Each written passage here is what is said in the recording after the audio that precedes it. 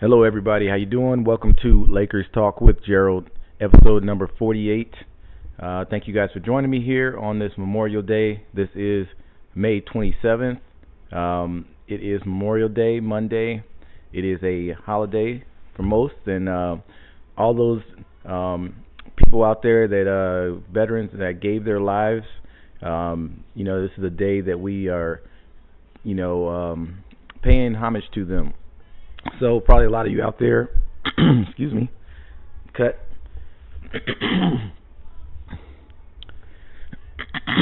Excuse me. All right, we are paying attention to Memorial Day.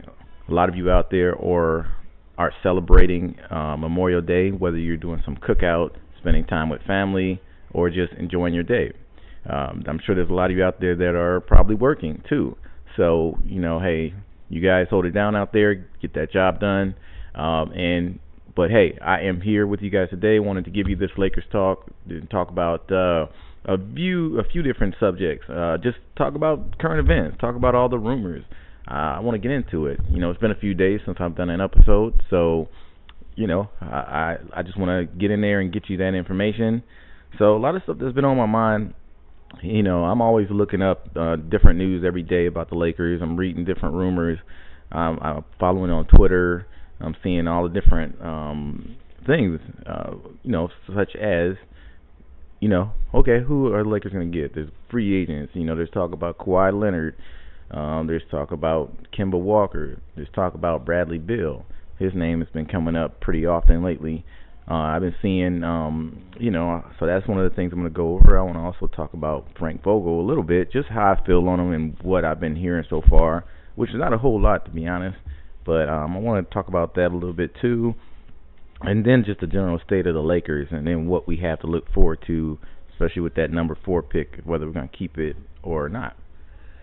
So, yeah, rumors, all right, Bradley Beal. So I was just seeing something where it was rumored the Lakers were, I don't know if it was necessarily they were trying to do a deal for Bradley Beal or they had been talks or anything, but, rumors were that they would, if they were to get a deal with Bradley Beal, it would have to include someone like Lonzo Ball or Brandon Ingram and Kyle Kuzma or something, like one of the combination of that and the number 4 pick. So Bradley Beal, how do I feel about Bradley Beal? Well, I had to look up his stats a little bit, and he averaged somewhere around 25 points a game.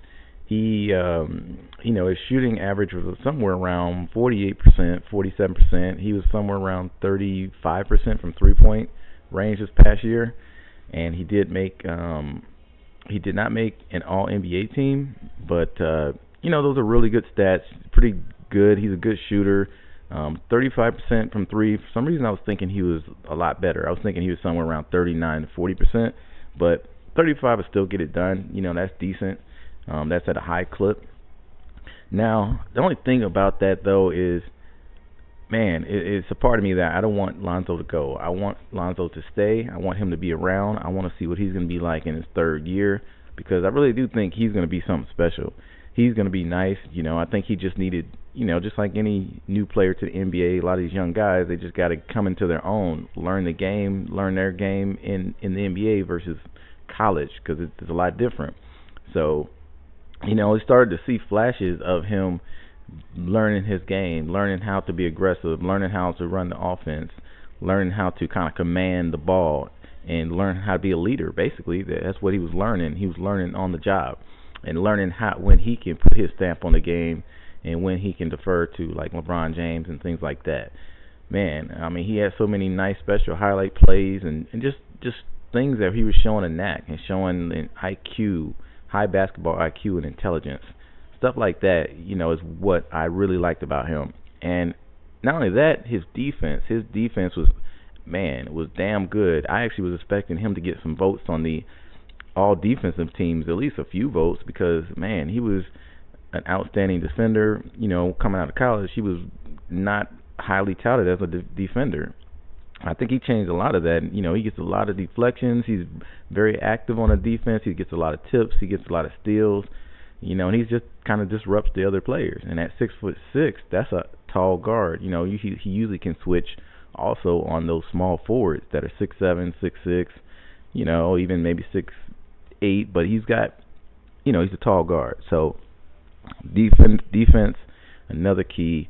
So I would love to keep him, and then I'm hoping we don't have to give up one of those young guys. I'm hoping we can just get some of those free agents out there that wouldn't require us to make a trade. I just want one of, let's say, Kawhi Leonard, or Jimmy Butler, or even Kemba Walker's out there too, which I don't know how super high I am on him. He's a small guard, but he is a good, scorer. I don't know how great his defense is. At 6'1", you can't guard the taller, bigger guards, but he would be a scoring threat, and that would give us, another weapon. But, just with all that being said, I want Lonzo to be around. I do not want him to go. I want to see what one more year is like for him, and that's going to tell us a lot, I believe. I think that's going to tell us if this guy is going to be special or not. If it's going to be just another average year, or is he going to take another step forward? I like to think he will. And I believe he will. All that stuff that Magic saw in him, I saw a lot in him too in college, and he has what it takes. So that's my thoughts on Lonzo Ball. We'll see in this summer. We'll find out probably in the next month or so, because we have the draft is on June 22nd, so that's just a little less than a month from now, and then you have the NBA free agency starts on the 1st of July. Had to think about that for a second, but yeah, the 1st of July, that'll be the first night of free agency, and then we can look into seeing what happens. A lot of fireworks probably going to start happening. Probably on the NBA draft day, because that's usually where you hear trades happening. That's usually when you hear, you trade picks for players, or you trade picks for, to get other picks down the line. So I think that night we'll see some. We'll find out if the Lakers keep their number 4 draft pick, or if they use it as a bait, or as something they can have to get another good player. I kind of want to see what happens. I want to, I kind of want I'm not gonna lie, I want my cake and eat it. I want to eat it too, because I want the Lakers to keep the number 4 pick, get a good young player that's in the draft that could possibly be something, and then get one of the major free agents and still kind of get best of both worlds. Keep our young guys, keep our draft pick, get a new big free agent, and bam, we would be back. Like Magic said, even though Magic's not around anymore, I'm not going to talk about that. I'm going to leave that alone, because that's not the topic at hand today. But yeah, that's what I want. That's what I want to see from the Lakers. So fireworks are going to happen. So Bradley Beal. So he wouldn't be bad. I just don't want to give up players. That's my point. Let's look up a little bit about Bradley Beal. I'm going to see how tall he is and the rest of his stats and things like that. So I believe he's somewhere right around 6'5". So let's take a look though, see if my knowledge is right. That is correct. He is 6'5". All right, he's been in the league now 7 years. So Bradley Beal, as I talked about, so he averaged right around 25.6 points a game. He had ended up 1.5 steals, so that's decent right there. He had 5.5 assists, and then he had 5 rebounds a game. So 25, 5, and 5, give or take. His free throws were just around 80%. Free throws, to me, a guard needs to shoot at least 80%. That's where Lonzo can stand major improvements. So his field goals, let's see, he was somewhere right around 47%, almost 48%. 3-point shooting, 35%, just like I had mentioned. So, yeah, overall, he's a good guy, good guard. He's still pretty young. So Bradley Beal, yeah, it would be cool to have him. I just don't want to trade for him. So let me know what you guys think on that. Should we trade for Bradley Beal? You guys think we should give up Lonzo Ball? Think we should give up any of the Kyle Kuzmas and the Brandon Ingrams? What do you think? I want to know your thoughts. Talk to me. All right, next I heard about Kemba Walker. So Kemba Walker will be a free agent this year. So he's another one of those people that we can give. Now, the thing about Kemba Walker is he was just voted to the NBA All-Star, All NBA team, third team, which means the way these new contracts work and these new bargaining agreements, because he was named to one of the All NBA teams, he's eligible for what's called a supermax contract. So Charlotte can pay him the most money, more than anybody, and he stands to make a bunch more million just because of that. Now, as a free agent coming to the Lakers, we would have to pay him somewhere close to the max, if not the max. And I just worry because he's a good shooting guard. He can play. Yes, he made the All NBA team. He's 6'1" though, so there's a little bit of liability on the defensive side. And I even hear sometimes they inflate those heights. Maybe he's not quite 6'1", might be somewhere shade under. But hey, those are just my thoughts. I'm not quite sure on defense how that would be. I like the idea of having a little taller guard. So we'll see about him. His averages were somewhere about the same. As far as he averaged right around 25 points a game. Let's go ahead and bring up his stats also, just so we can have a good reference. So, as I mentioned, he's 6'1". He's played approximately 8 years in the NBA. Last year, he played all 82 games. He averaged 25.6 points a game. He had 1.2 steals a game, 5.9 assists, 4.4 rebounds. And his free throw shooting, he was right around 84%, a little bit just slightly above that. And at 5.5 free throw attempts a game. So you can see he also is a good free throw shooting guard. His overall field goals, he were right around 43% overall. So that's another number right there that is like, that's not a great number of overall field goal percentage. And he shot approximately 20 field goal attempts per game. So that's a lot. That's a lot of field goals to get your points. So I don't know how quite efficient that is. Not as efficient as I would have liked.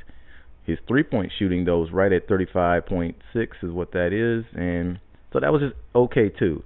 Same as, right around where Bradley Beal was.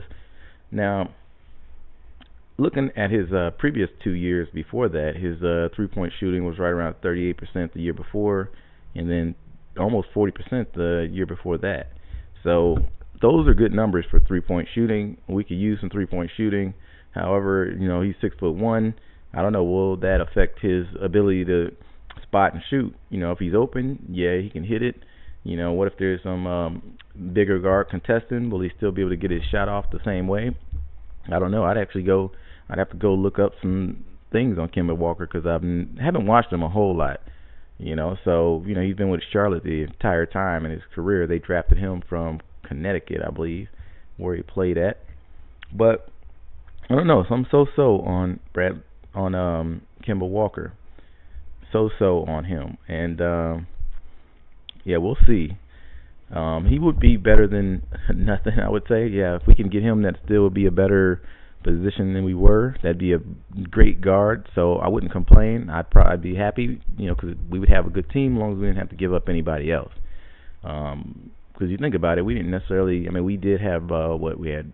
Lonzo was the one, but he can always move over to a spot if need be, or Kemba can really play almost like the two-guard spot if we need him to.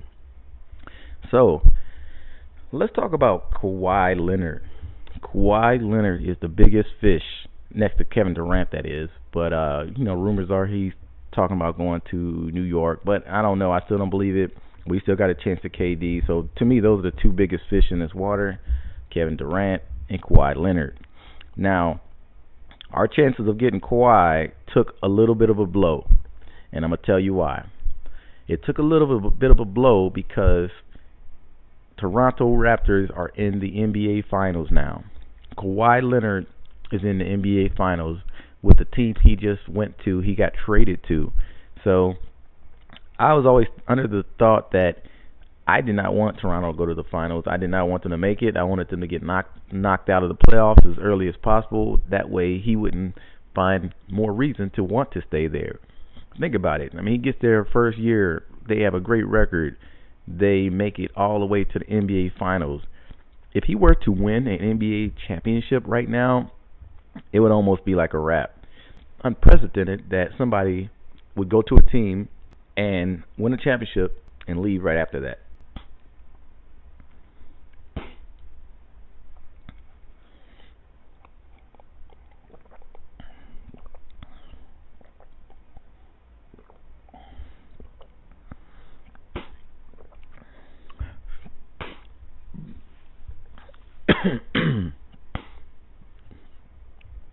Yeah, as I was saying, it would be unprecedented for Kawhi Leonard to go there, win a championship in his first year with Toronto Raptors, and then turn around and leave for the Lakers. Now, don't get me wrong, I would love that no matter what if he came to the Lakers after something like that, but I would think it'd be a lot harder to get him to want to leave. He might even just, set up camp and sign a max contract right there and then. So that's our chances took a blow. It took a little bit of a blow, in my opinion, for him coming to the Lakers. But rumors I keep hearing that he still wants to come to L.A.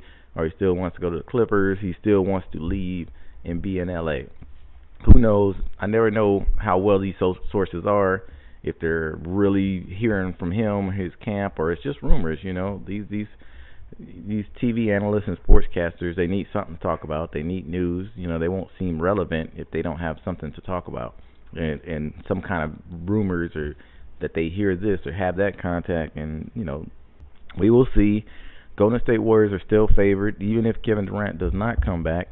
I'm thinking that Golden State should take care of business, win this NBA championship, give us a better chance of getting Kawhi. Don't let him taste no championship on his own as leading the team. Then he's gonna, his name will be glorified. He'll be brought up. The sports analysts will just say he's the greatest guy in this, and he's probably one of the top two, if not the best in the NBA. That's the kind of talk. That's the kind of rhetoric you're gonna get if he goes and win a championship and leads them to a championship.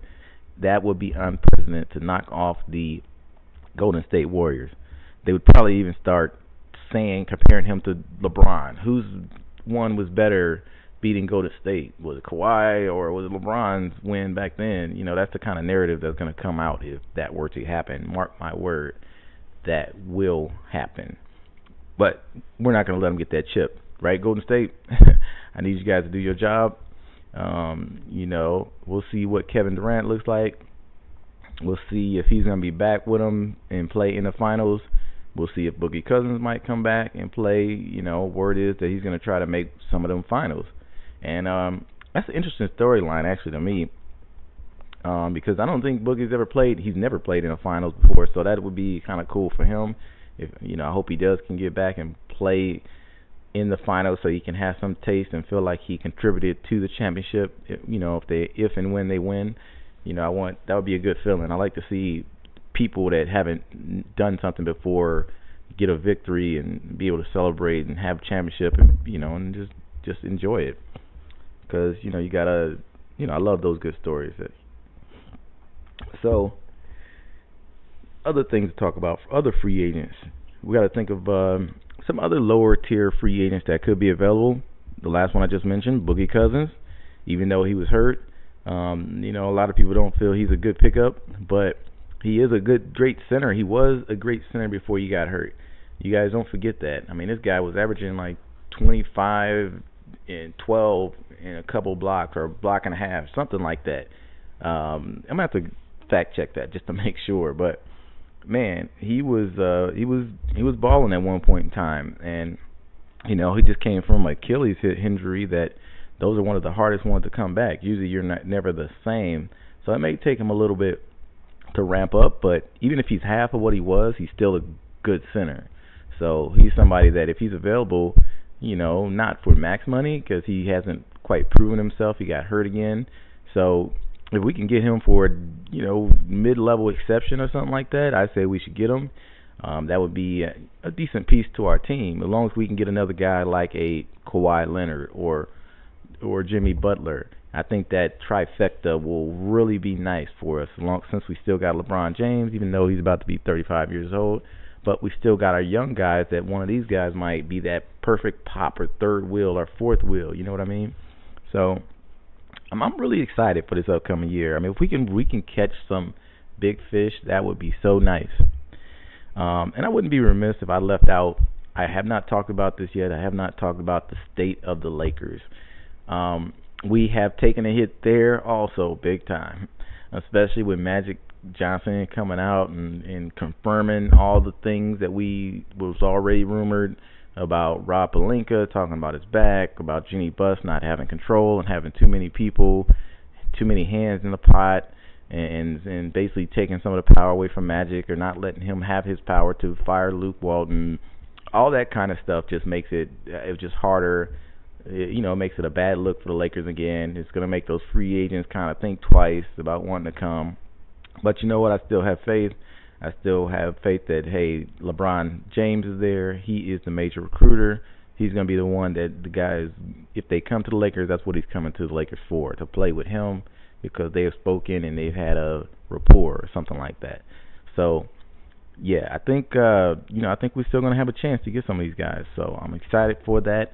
And hey, we got a new coach. We actually named somebody, so we're not just floating out there with no coach. We got Frank Vogel, which he's a new face. Sometimes you need a fresh face, somebody with reinvigorated kind of drive, and speaking to them. Guys respond to a lot of things that's new if they can tell that they're genuine and a good guy and that he really wants to win.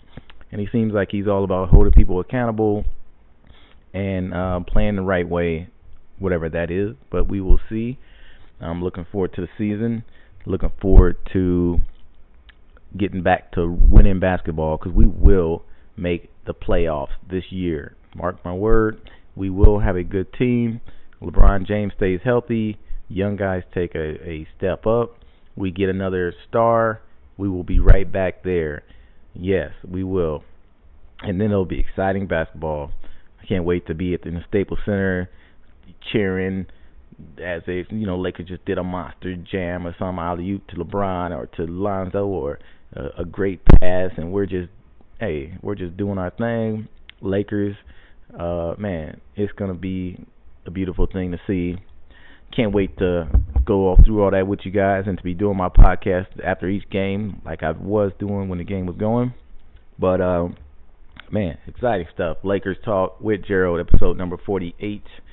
We are on our way to number almost to 50, almost to that next milestone, guys. So stick in there with me. Thank you for joining me. I'm going to go ahead and wrap this up.